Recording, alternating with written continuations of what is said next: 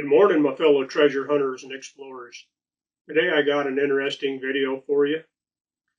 This story started 20 years ago when I was guiding elk hunts on the Manti Mountain in central Utah. It was an archery elk hunt, and I had a gentleman. We were camped down in a beautiful little basin, and I had taken him on some pretty rough hikes up and down that really steep country. 20 years ago, I was about as tough as they come.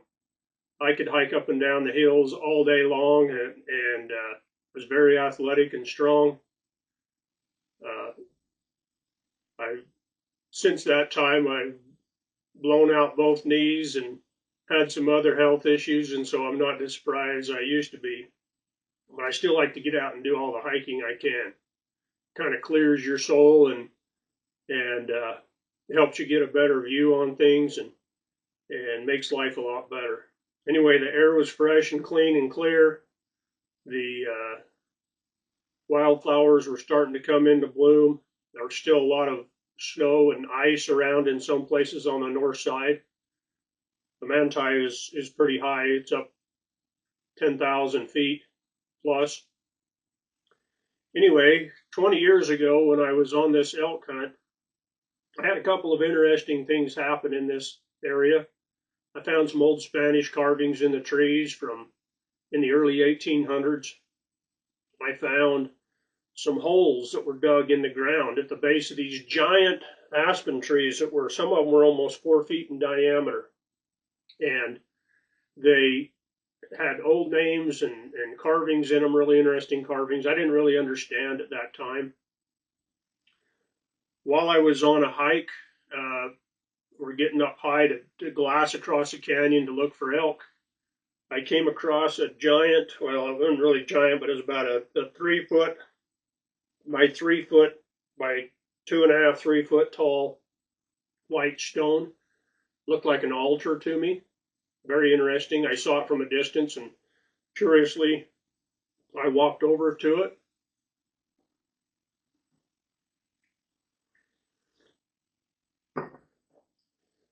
Anyway, I walked over to this large white stone, and much to my surprise, across the top of it were a series of glyphs carved and chipped into the top. And I sat there and looked at it for a while and was very curious. My hunter was down the hill resting, and I didn't really say anything to him about it. I didn't want to switch from hunting mode to treasure hunting mode or anything like that, but it's a very interesting series of glyphs on there. And I didn't take a picture. I didn't have a camera with me. I didn't even have a cell phone at that time. I took a piece of paper that I had in one of my notebook, and I wrote down, got in my pack, got my little notebook out, my hunting journal, and drew what I could of the glyphs that were on this stone. And I put that away, and it wasn't until several years later that I came across it again, looked at it. I thought, I need to go back to that location and get some photos of that and check it out. I put it back away. And that's been 20 plus years ago. Well, about 16, 17 years ago, while doing some other research, I came across the Treasures of Utah forum. That was one of the moderators on there was Dan Lowe, and I made friends with him and talked with him. It was about a different treasure hunting story, and then over the years I saw different things and different glyphs, and people posted different photos and stuff. And one day it just kind of popped into my head, this old panel that I'd found on that rock. And so I contacted Dan. I told him about it. And he said, you got to get back there and get me some photos of that. I'd really like to see it. And years went by, and at least 5 or 6 years went by since I've talked to Dan about that. Anyway, I finally went back this last weekend, and I drove up there. It was a very, very rough road. still early up there. The wildflowers are just barely starting to come into bloom. There's snow in different areas, some ice, and I made it to the top, and I was almost getting to where I wanted to go, and there's a huge snow drift covering the road. And thankfully, I was able to find another way around and get to where I wanted to go. The roads were really rough, and at one point I bounced off a big rock. I was trying to do something. I wasn't paying attention. I was multitasking, as my wife said, while I was driving slow up this rough road, and separated a little part between my muffler and my tailpipe. And for the rest of the journey, my truck sounded like a hot rod. You know, it was very loud and annoying. I finally even put earplugs in at one time when I was driving home on the interstate. And every time I'd pass a cop, I'd slow down, make sure my RPMs were really low so it didn't sound like I was Mario Andretti going past them. But anyway, I got up there, got my camp set up, and went hiking to look for this stone. I went looking for this big white stone altar. And like I said, it was about 3 feet by 3 feet by 3 feet, sitting up on the point of a hill. And then down below it, and there was these huge aspen trees with old Spanish names in there. And below the base of a lot of these trees, there was a big hole dug. I mean, at least 2 feet deep. And it looked like time had settled and filled in a lot of it. So that, I think they were dug a long time ago. Got me very interested, you know, the panel and the holes. And so to me, it was probably associated as probably a treasure story. And I always wanted to bring a metal detector back in there. I always wanted to get some good photos of that glyph on that rock, on the stone. So I went back in there, and here it is 22 years ago. 22 years ago, August. It would be this August.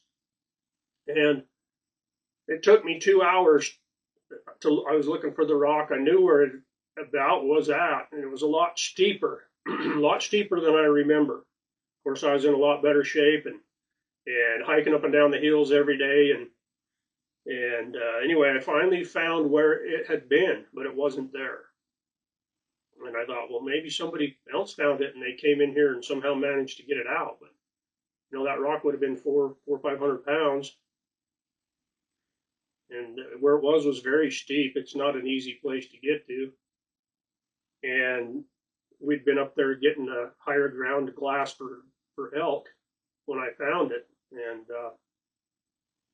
finally I found it. And what had happened is the front of where it was on the edge of the hill, it sloughed off and it rolled down the hill probably, I don't know, 100 feet and came to rest in a little flat spot, and it was sitting on its side now.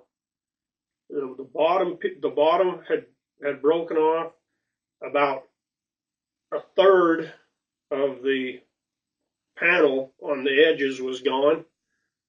It was there was chips and problems with it. It had obviously suffered a lot of damage and it rolled down the hill. I could still see part of it was very deeply chipped, and I could still see the map. I called the map. But the glyphs were very faded, and it's one of those things you just kick yourself. You wish years ago that you would have taken the time to get a camera in, or I should have got my video camera and took some video of it. I didn't carry a camera around like I do on my phone now. But anyway, I did take my hunting notebook out and drew the glyphs and recorded them. And I'll show you a picture of it and kind of my interpretation of what I think it means, and some pictures and videos from the trip. Anyway, here's the figures that were on that stone. And very curious, you know, over the years I've studied it and thought about them. Let's start over here. This is an eye. And there's a very interesting shape. And like I said, I think this section is a map, and I have good reason to believe it, because all these things show this is the area that everything took place in. And I think whoever did this map did a very good rendition of it. You've got a mountain range in the distance here. You've got a little figure here with an X. You've got a box, a line coming down to it. And you've got two figures right here.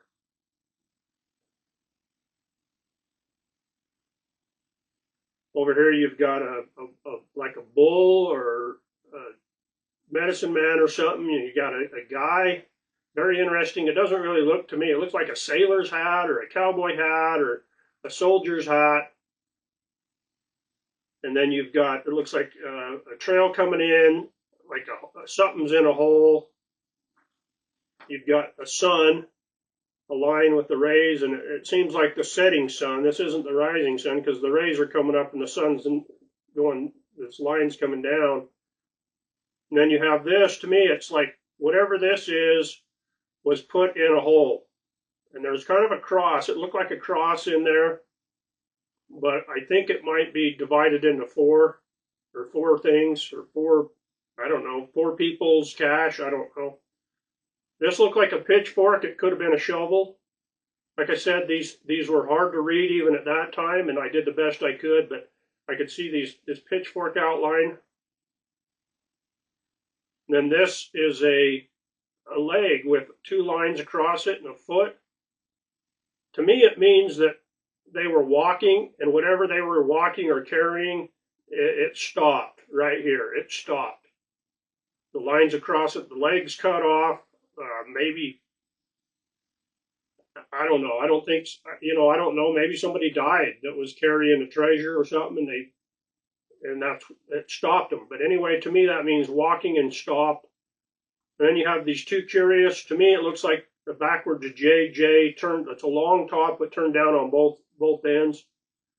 At the time when I found it, 20 years ago, I thought that had to do with the Jesuits. I thought that JJ stood for Jesus Jesuits, or the Order of Jesuits. Later, as I met Dan, came across the Treasures of Utah forum, saw some other interesting things out there. Dan believed that the J, backwards JJ, stood for Jesse James. And I guess there's some historical evidence of that from different things that Jesse James has been attributed to him, some of the tree carvings, some of the other rocks and things. I'm not totally convinced of that. It could. I also do believe it could mean the Jesuits. You have a rising sun over here. And then starting back over here, you have a bear. And then what looks like a seeing eye. At that time, I didn't know anything about what a seeing eye was, but in Egyptian lore, they have this seeing eye. And this seeing eye has a line, and then it goes into a tree. Like, to me, it's a tree, and I think it's an aspen tree because how the branches are going up. A pine tree's branches come down. An aspen tree's branches kind of go up. Then you have a snake right here. So you got a bear looking at the eye, a snake looking at the eye, and then a cactus down here. I was like, what the heck does a cactus have to do with anything? But that was the key for me unlocking the four symbols. To me, I think this is the mountain range is the north.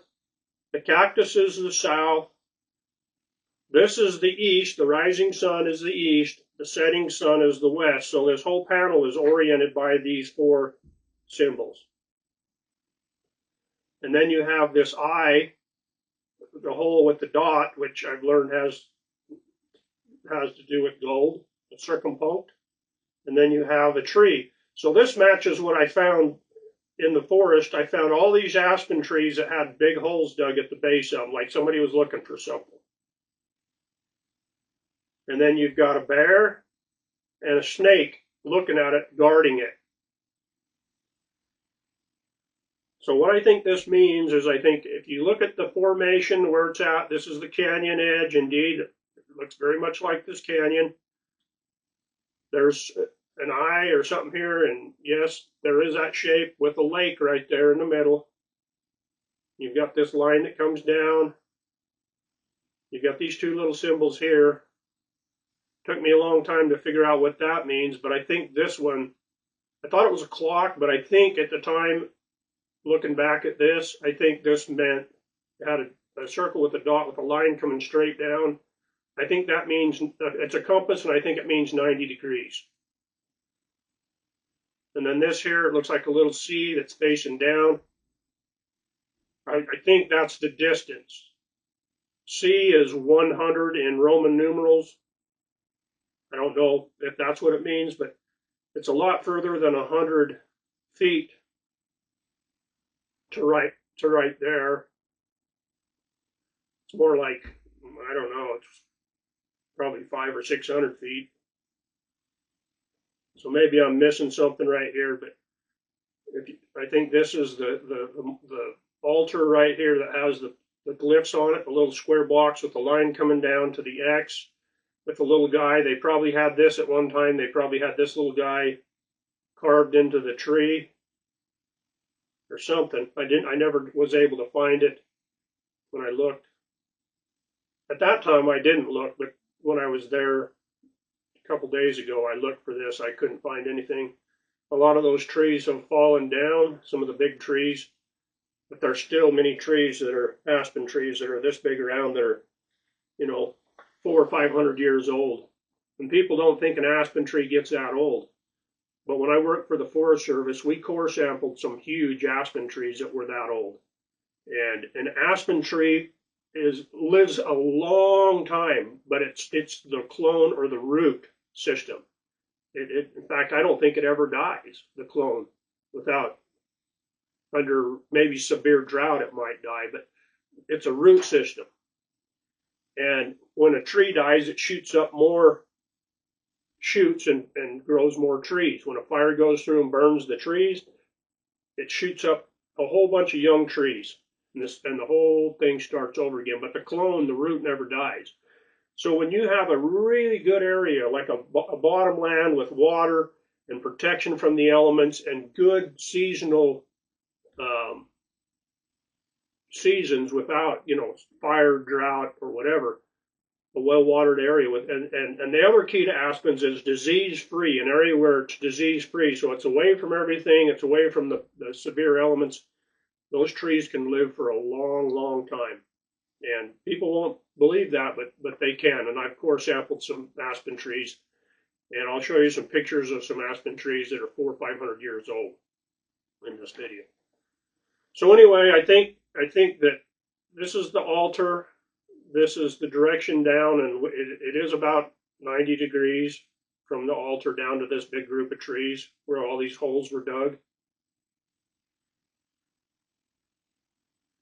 You've got I don't know if it's a cross, anyway, it's an interesting little guy. Then you have looks like a bull or a medicine man. And I think that means strong. That's what I've come up with. It means strong. Some of these symbols are Ojibwa Sioux. Some of these symbols you can find in the mystery glyphs. And I didn't know about that at the time that I found this. So years later, I came across Dan and then learned about Terry and some of his stuff. And I saw the mystery glyphs. Some of these things in here are like the mystery glyphs. They're not exactly, but I've seen this one, and looking in the Ojibwa petroglyphs, it seems like this might mean strong. And I think this means man or men. And I think this one means came here and buried something in a hole. And then here's the hole, and it's got a cross in it. Maybe it's divided into 4 parts. You've got a circumpunct, a little circle with a dot coming down. They put it in the hole. This is probably what they used to dig with. Looks like a pitchfork. It might have been a shovel. I don't know. The glyphs were hard to see. But I think this is possibly what they used to dig with. It could mean cursed. I don't know, like the devil, a pitchfork. I don't know. Then this is the thing that makes me think of the mystery glyphs is there's a leg, a foot, and then 2 lines across it. To me, that means they're walking and they stop. You're walking and you stop. So whatever they were carrying, they stopped it here. And then you've got this J, backwards J with a long line, and it tips down on both ends, near as I could tell. But I think that, I thought when I first found it, that meant the Jesus Jesuits, or the Jesuits, JJ, the Order of Jesuits. And then you've got, of course, the suns. You've got the bear, the all-seeing eye with a line coming out and a tree, and that's precisely what I found when I was walking around down below. I found big giant aspen trees with big holes dug at the base of them. And I looked and looked for the trees with the holes, and most of the big giant holes that were 20 years ago, you know, they were old then, but now most of them are only, they've filled in to within a few inches of the top. You can just kind of see the outlines of the holes now. And then you've got the snake and the bear garnet and the cactus down here, which I mean, as I said, I think this means north, south, east, west. I think that's the layout of it. And then you've got the bear and the snake garden, whatever they put in the hole. You know, Dan would probably say it was maybe Jesse James. I'm still not positive it wasn't the Jesuits. I don't know. When I got there, I had about 2 hours till dark. It took me almost 2 hours to find the stone because it had rolled down the hill, and I didn't have a chance to metal detect like I wanted to. And I probably needed to get my big deep seeking detector out, because if it was a Jesuit, it's probably down there 4 or 5 feet. If it was a Jesse James, it's probably down there a couple feet. But I don't know. I'm going to let you decide. Decide on what you think this means, and what might have been hidden there. But it's not an easy place to get to, and it's very rough, rugged, and remote. The roads are ATV roads. I drove them with my trucks, but I'm old school. You know, I'm old school. I go until my truck won't go anymore. Then I get on my ATV and go until it can't go anymore, and then I walk from there. And if I had a mule or a horse, and it'd be my mode of transportation these days, because I got one bad knee and one that's getting overworked from the other one being bad. So it makes it, in time, it's going to make it bad too. Anyway, enjoy the video, and we'll see you on the next one.